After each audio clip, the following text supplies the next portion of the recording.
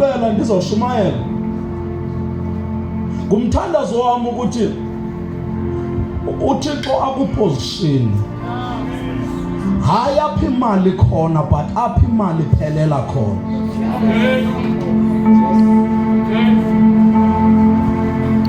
Ungaleqi apha ikhoyo uyilinda apha iyophela khona. Uyandiva? Yeah. Because kukhona apha iphelela khona. Yeah, mhlawumbe singakhala apha Cape Town City akho mali eninzi sesentini. But uzothola ukuthi abantu basesentini bayaflya bazoyichithela eCape Town imali yabo.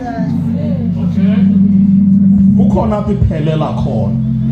Now, wena mele ungayaphi ikhoyo but uyoziposition apho bayispenda khona abanayo. Uyilinde. Ungayophithizela nabo ukhangela yona, balinde ukuthi xa sebeyitholile bayichithe lapho. Hayibo, amen. Nikhona ngozweni. Akosidingo sobe ukhompyutha nabo kumathenda. Haleluya. Bayeke bagilane emathendeni. Bazokuba xa seleyitholile ithenda yokulungisa umgaqo uzolinda, uzodinga i-yellow machines.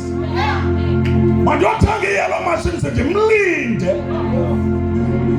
Athi xa seyithola le thenda yakhe azoqasha izinto kumzokusebenza le thenda yakhe. Nikhona ngozweni. Umbona lo mntu lona unayo imali, une-millions, haleluya, but into ayithandayo zimpahla. Mandiyayophikisana ne-millions zakhe, mandisiposishine ndithenge ezi mpahla azithandayo, ndithengise zona. Seleyitholile imali yakhe, mna ndiyayilinda. Andiyophikisana naye kodwa ndiyayilinda abuye naye azoyispenda kum. Awudinga uyaphi imali khona, udinga uyomaphi iphelela khona.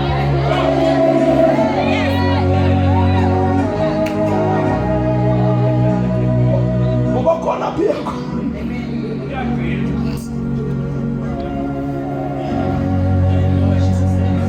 Khona aphi yakho. Mama ndikuphindele. Hallelujah.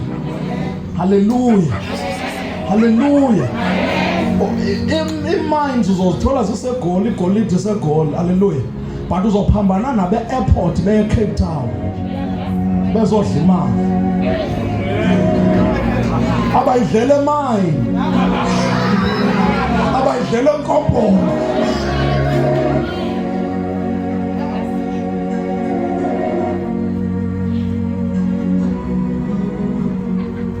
Okugqibela ndla ngokuthi sometimes awudingi noqala ibhizinesi, yeah? Awudingi noqala into entsha, but udinga ukujonga kule business eseyiqhuba uba wena ungazenzele iphi kuliqhubayo, akuyoqala entsha. Kule iphushayo. Amen. Because usenokwenzeka njengoba ufuna ukukhompyutha nam nje kwibusiness, ufuna uyobangisana nam, imali yakho ikule ndiqhubayo mna ayikho. Umuntu owenza uFacebook noWhatsApp zangenze phone.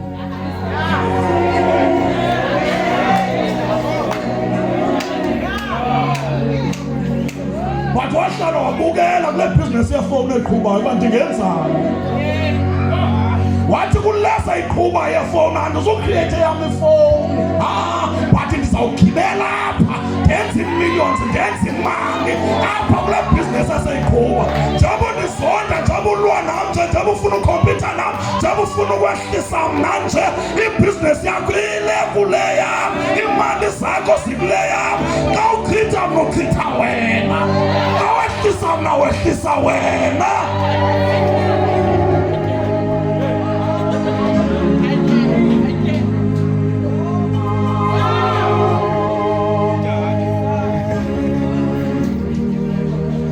Amen. Asibone ke izulu lenkosi incwadi yendumiso 124.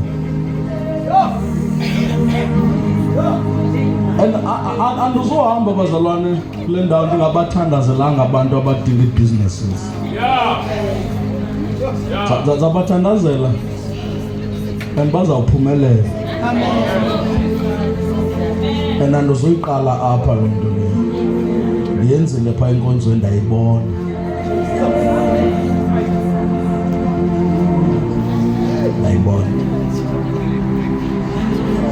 And awudinga imali. Udinga nje uba kwiposition right.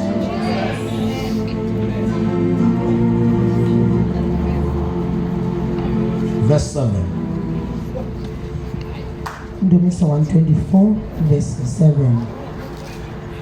Umphefumlo wethu usindile njengentaka emgibeni wababambisi. Umgibe uqhawukile, sasinda ke thina. Amen. Nkosi mayisikelele ukufunda kwezilanga ngoKristu Yesu. Amen. Njengentaka esinde egibeni lababambisi. Kuthethwa ngathi ndithatha sifaniswa nale ntaka esinde seyisegibeni, ayisindanga before ingene egibeni. UThixo uvumile yangena egibeni. Uyabona loo nto lo, ipromise kule verse ayikho sekungangenini egibeni, ipha ukusinda sowusegibeni. Akuthiwa njengentaka uThixo alileyo ukuthi mayingangena egibeni. Akuthiwa sifana nentaka ethe xa umbambisi efuna ukuyibamba uThixo walwa nombambisi ayabambeka. Kuthethwa nentaka abukeleyo uThixo yabanjwa ngumbambisi. Wathula ingathi akabona umbambisi wayibamba le ntaka. Nombambisi wavuya ukuthi noba uphi uThixo wayo xa ingeka ndiyibambe.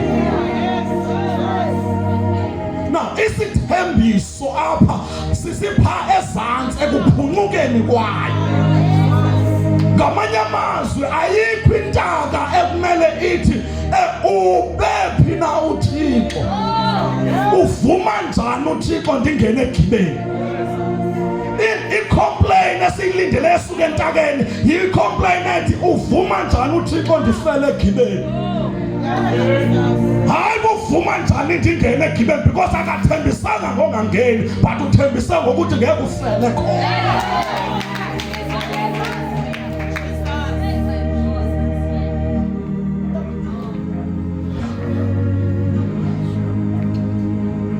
Manphini akathembisanga ukuthi awuzungena.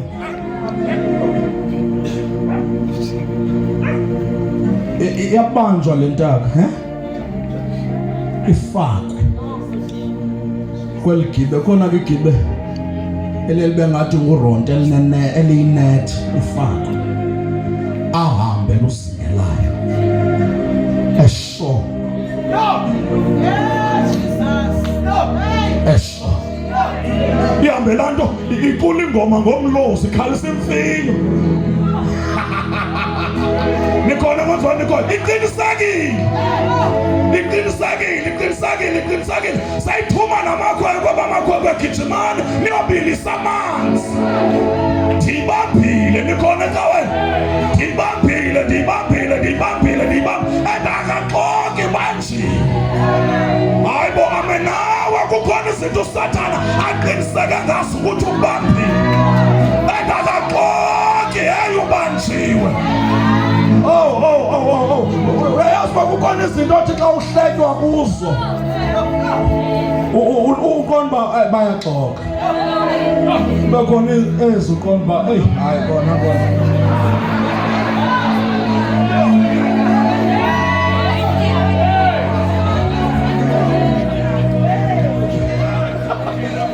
uqonda kona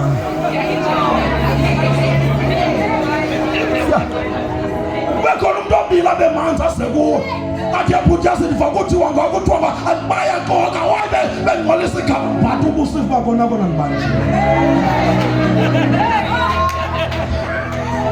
Yaziva ndisegibeni, ndisegibeni lo mntu uthemba kuzodliwa lithi iBhayibhile uqhawukile.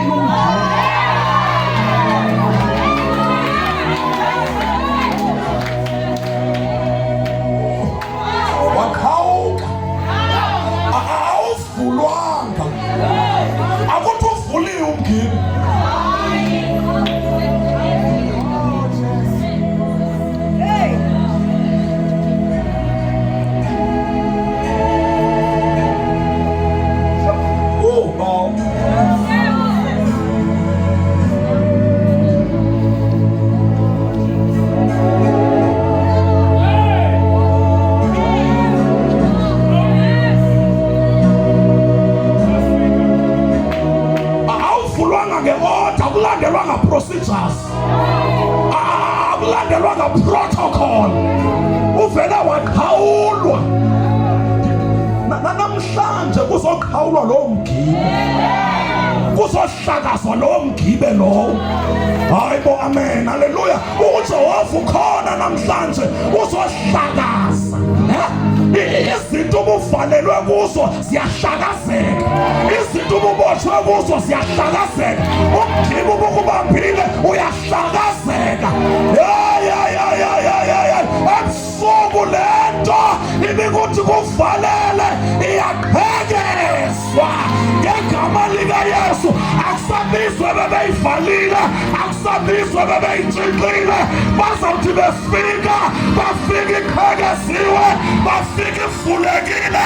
Engekho direction abazokujonga uyeka kuyo, uzawubhabhazela, uzomdisa njengokhozi, uzohlaziyeka emandleni. I-limitations ukunazwa ziyakhawulwa. Apho bebekwazi khona ubhabha ufika apha uyahlola.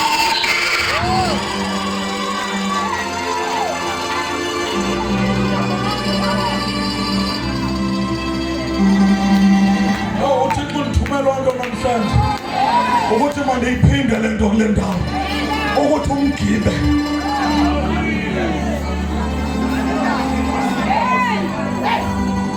uqhawukile.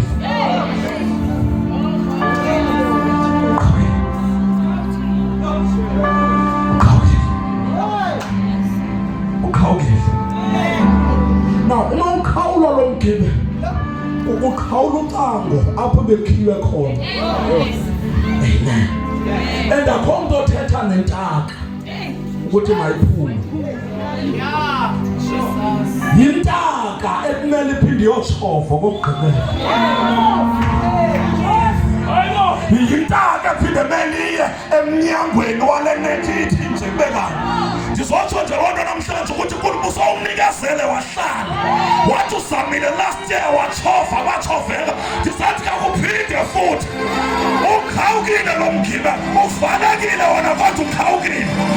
Hayi, usavaliwe wona kodwa ukhiwanga, usavaliwe wona kodwa ubotshwanga. Kakuphinde utshove, kakuphinde uyifake la CV, kakuphinde uyenze la proposal, kakuphinde uyonoka kwamnyango, kakuphinde unikele wokugqibela, kakuphinde uzame, kakuphinde uaplaye futhi, kakuphinde uzame itshansi yokugqibela. Umgibe uqhawukile. Kakuphinde uqale futhi ukuyizama laa nto yafeyila. And bakhona ababeyifeyisile abafanga kodwa uqhawukile. Mama niphinde, eyona nto ekhanisayo ukubona ukuthi abantu abayikhahlelayo le proposal basaphila, basekhona. Iphinde ngoba sekhona. Le nto ivaliwe kodwa ayisabotshwanga, ayisatshixwanga. Kawuphinde utshove, kawuphinde utyhale. Oh Nkosi, haleluya. And mamela, ungayincami indawo yokuphuma.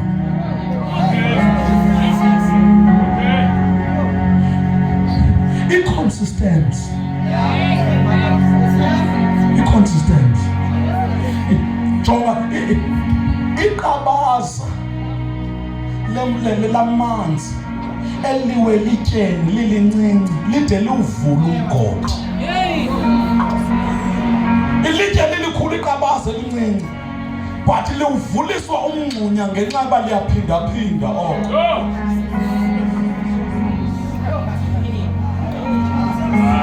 Sudinwa ngoba awumazi ukuthi uThixo uzawuqhawula nini lo mgibe. Sudinwa. And bakhona abaqhawulelwayo ngoku njengoba ndithetha nje, bakhona abaqhawulelwayo, bakhona abaqhawulelwayo. Suqala into entsha, khawubuyele kule idala. Haleluya. Khawubuyele kulaa ndawo abakufithe kuyo, khawubuyele kulaa ndawo abaku-andamine kuyo, khawubuyele kulaa ndawo abathe ayikho le nto yakho. Khawuphinde uyozama futhi, kuzawuvuleka.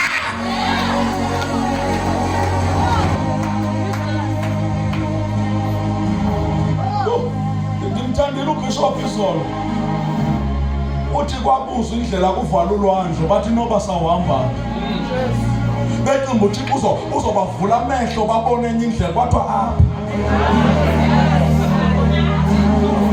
khona apha khona apha kule family le khona apha kule ndawo thakathwe kuyo khona apha eCape Town Nkosi kule ndawo yona le apha akudinga noba utshintshe indawo yokuhlala apha uzophakanyiswa apha uzolungelwa apha izinto zawenzeka apha iminyango izovuleka apha uzoba rich apha uzotshata apha uzopromotwa apha uzophatha apha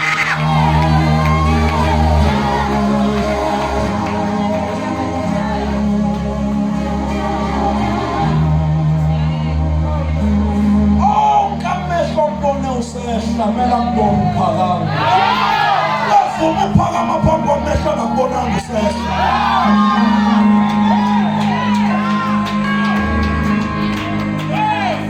amanphinde ungavumi ukuphakama phambi kwamehlo angakhange akubona usehla onke amehlo abona usehla athi mehlo bayibona uphakama sohamba kumehlo akubonile usehla sohamba kumehlo akubonile ubetheka sohamba kumehlo akubonile ushayeka makaphinde akubona uJehova wasula inyembezi makaphinde akubona usimakade uphakamisa sobaleka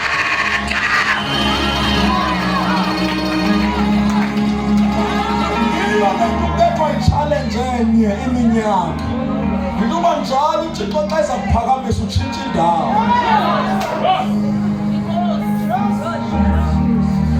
manphinde njalo uThixo xa ezakuphakamisa because uThixo ufuna udumo lwakhe xa esewuphakama now xa ezakuphakamisa ezawudunyiswa ngabantu abakubone usehla wena utshintshe indawo now angafuni ukuphakamisa kwaba bantu bengakubona usehla aphinde akwehlise phambi kwabo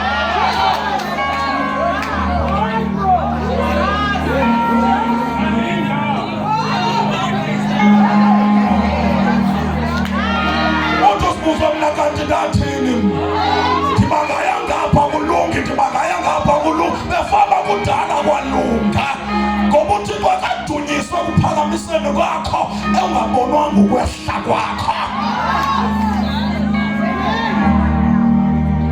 akubuza abantu kutheni ungabalahla utheni kwasibalahla sendehle kakhulu phambi kwabo babuza uba kutheni ungahamba uthi andihamba sendehle kakhulu phambi kwabo sendikhale kakhulu phambi kwabo senze ndihlazeke kakhulu phambi kwabo ndifuna bathi bona uJehova endiphakamisa ngoba ngokuyandiphakamisa kungona yena bazabe bemdumisa subaleka suhamba hlala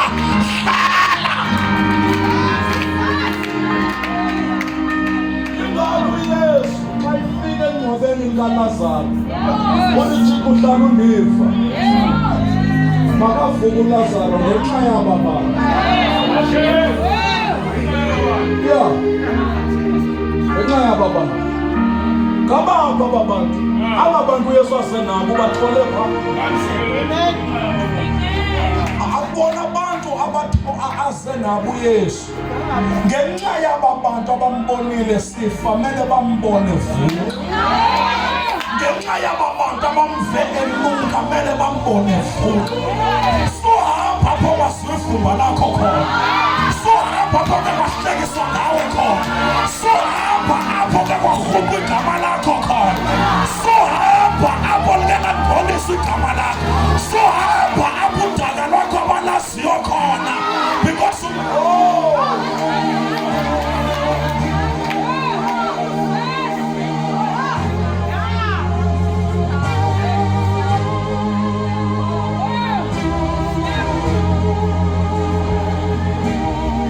Mamela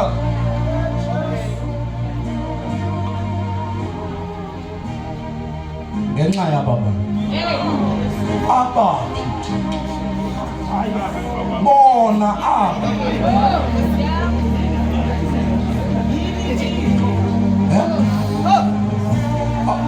uma ithi ngenxa yabantu akathi ngenxa yemithandazo yabo ngenxa yendlela abebehleka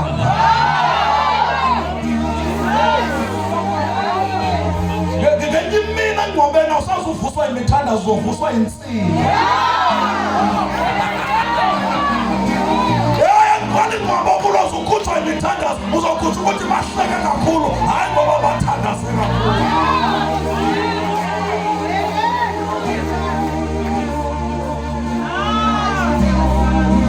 Ngabaye bayibaxa na. Bemeba bahlekile kodwa nothi kangaka.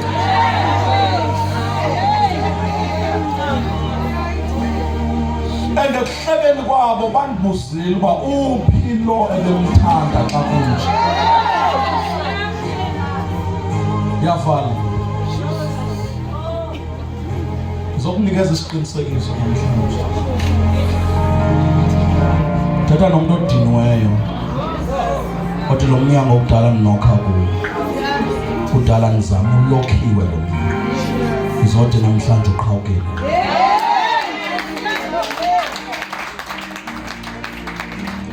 Ivake ekugqibeleni sasinda.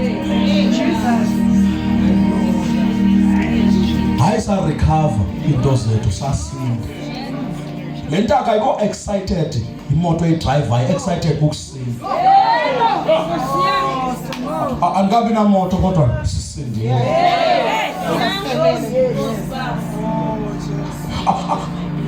Endaba le ntaka ayikhaleli ixesha elihlele emgibeni ukuthi uThixo uba ungavumanga ngihlale kula mgibe ngendikuthi ayi excited ngokusinda. Le ntaka ayikhaleli ngoba lo mfana undilibazisile, uba nangadibananga nalo mfana ngendikude nempilo, ikhalela nje ukuthi sasinda. Le ntaka ayikhalela ukuthi uba nengakhonzanga kulaa cawe ngendikude nempilo, laa cawe ndibambezele bandivalele iminyango, igift yam bayidistroyile, but le ntaka i-excited.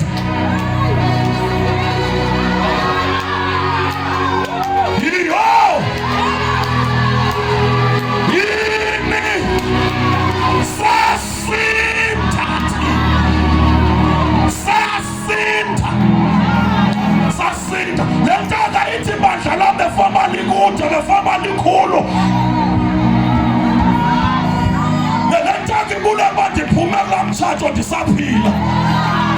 Ndiphume ndisaphefumla kulaa mtshato, ndiphume kulaa khampani ndisaphefumla, ndiphume kulaa product. Hayi bazalwana, ukusinda. Hayi imoto ukusinda, hayi umsebenzi ukusinda, hayi izinto ezininzi kodwa ukusinda. Kulaa relationship abusive, abaninzi abaphumanga, abaninzi bafele apho, abaninzi sibangcwabile, abaninzi babulawa ngamadoda abo, abaninzi babuyelwa ngama-boyfriend abo, kodwa wena usindela. Ukhomplena lixesha endabukole ubulele ngokusinda.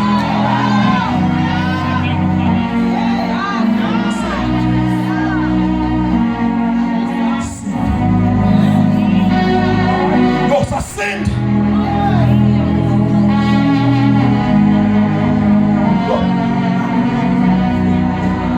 Ingxaki yakona uyithatha kancinci.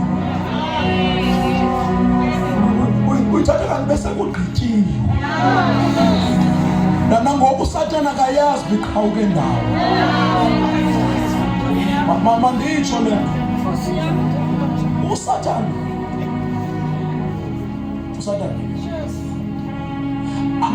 Uma uSatana ekushayekile,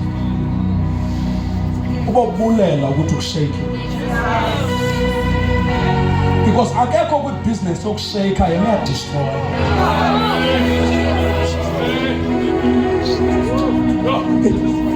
Yebona le mpilo ehlela ilishayekile ukholo lwam, bulela ilishayekile bizol destroy. USatana akazange uzoshukumisa izinto, uzodestroy izinto. Njengoba wena uthi wehlile ekholweni, mbulela uthi ukuthi wehlile. Ebese ukusabalalisa, but waqhawuka umgibe.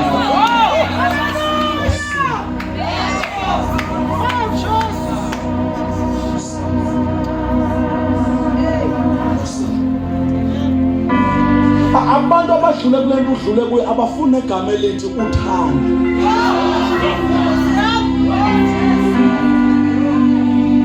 Abantu abadlule kule nto udlule kuye abafuni oyiva into ekuthiwa yindoda. Abafuni ova kwegama elithi umtshato.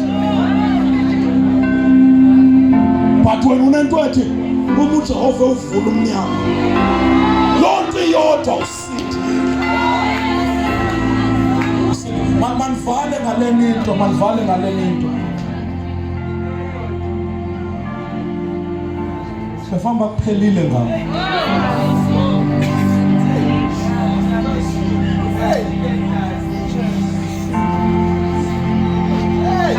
Xa sawuphumile kulo mgibe, sujonga intaka ezizintanga zakho basezibhabha kangakanani.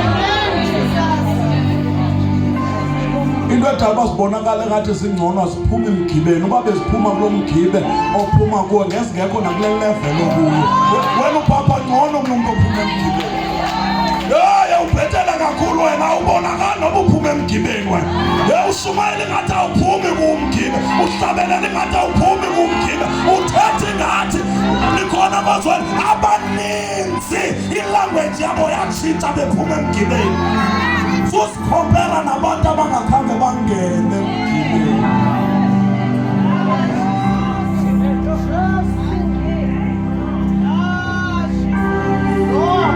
Manphinde susikhompera nabantu abangawaziyo umgibe.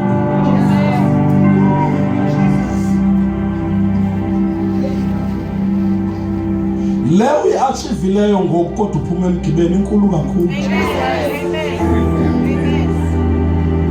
Ubibi ngabo.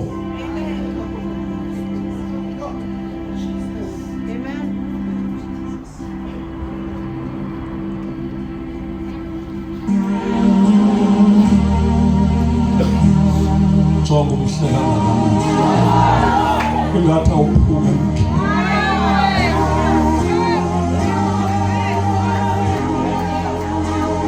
Ngamanye amaxesha uthi usizela abantu abasondele ecani kwakho ube nento ethi babe besazi uba ndiphumaphi. Uba bakayidiscavare sho ukuthi ndiphumaphi mhlawumbi bakandishiya. Abayiboni le nto ngendlela uThixo khave ngayo, ngendlela iglori kaThixo phezu kwakho. Awubonakali ukuthi uke wabanjwa ngumgibe iminyaka, uke wahlala kwipheyini iminyaka, akho nto bayiqaphela.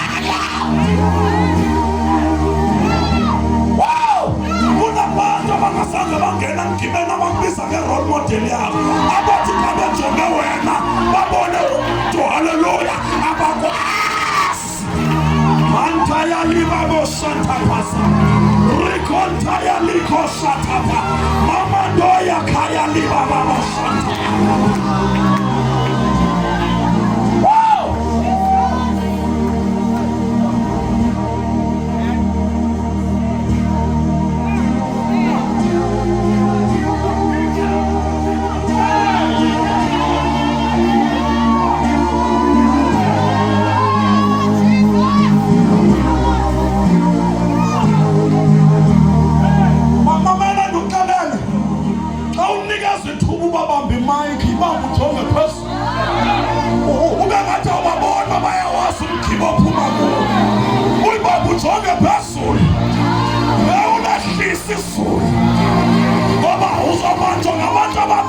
Umgibe wakho ngathi mthethe ongayiwazi,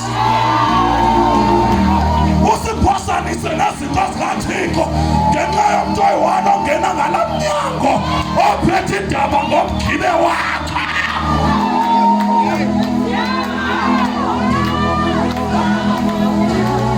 Uyabona uPetro ema ngemini yePentecost ethi abancilanga apha behlelwe ngumoya oyingcwele, wama bekhona awayiphika phambi kwabo emlilweni.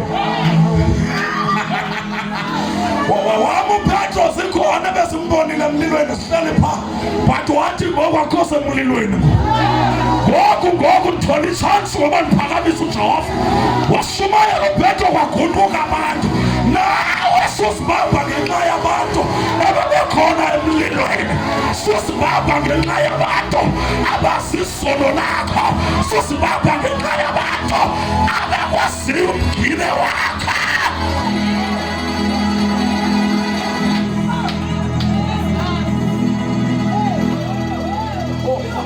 Ungabakhulisa kwiministry ngokukohlulileyo yakho. Ungabakhulisa emtshatweni ngokukohlulileyo wakho.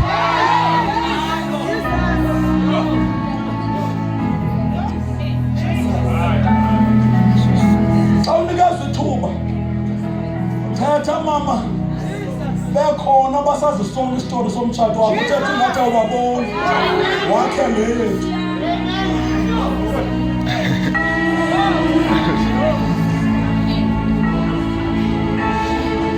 Kukho into abangayaziyo, khona into abangayaziyo ukuthi le experience odlule kuyo iyadingeka kule message yakho.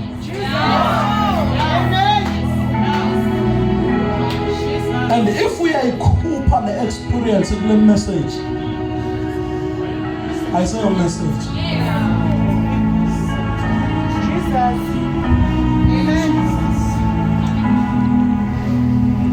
Ezinye zezinto onenhloni ngazo zingamandla kwabanye.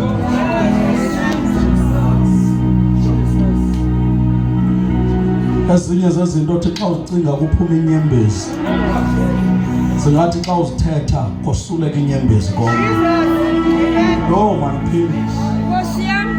Ezinye zezinto othi xa uzicinga kwehla inyembezi kuwe, ungathi xa ungazithetha ngomlomo kosuleka inyembezi komnye.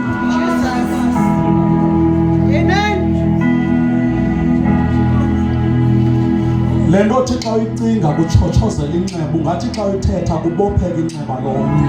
Amen.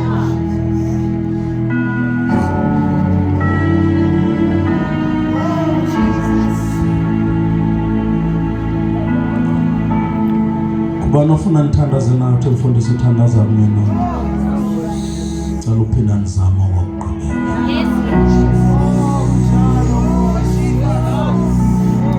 Yilapha nje ekuseni ngendawo tshova ndafika kusakhiyiwe. Kodwa namhlanje ngizothi uqhawukile.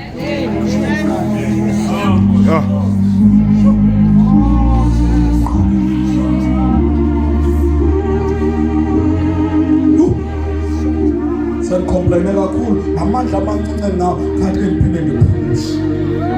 Ngoba khona into ibakwenzeka.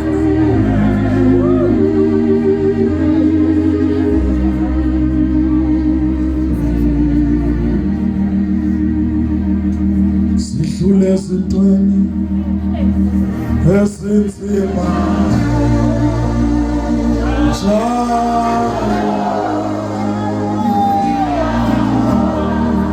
Sidlule ezintweni ezinzima.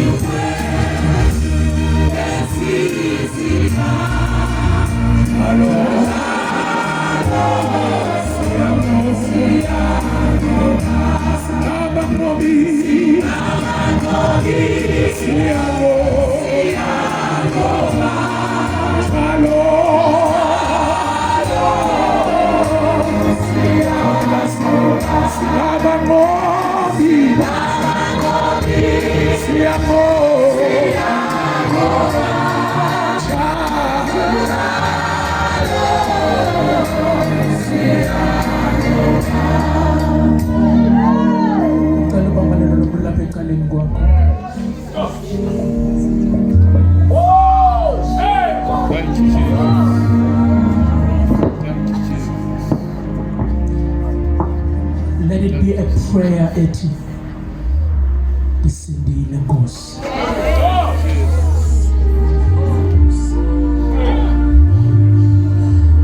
Andikabikho kule ndawo endifuna ukuba kuyo, kodwa ndisindile.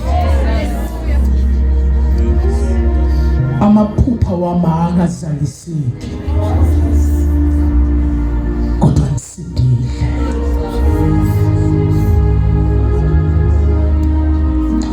If it wasn't for your grace and mercy, ngendiyiphi Thixo? Sikhahlelwa phansi, but we were never destroyed. Ngifuna abantu abazotsho namhlanje bathi Nkosi, thank you. Yes, Lord. Nkosi for giving me another chance in life. Nkosi Nkosi nginamanxeba nginawo, ngilimele, kodwa Nkosi Mfundisi Tetese ngizocela wehle tata just nje ehambe while when you are busy praying. The man of God uzobekela nje isandla, but let it be a prayer in your heart. Nkosi ngibala ngosecaleni kwakho akawazi amanxeba wakho, akayazi iphini yakho. Na ukhona noma awuzange apha ngaphambili, but khawuthi Nkosi just open up your mouth and talk to him. Come on, just open up your mouth and talk to him. Nkosi oh Nkosi Nkosi Nkosi Nkosi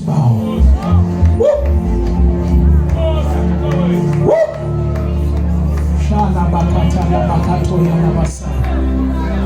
Hiba kada la makado ya na masa. Obebe nginat. Kebe spelele kili.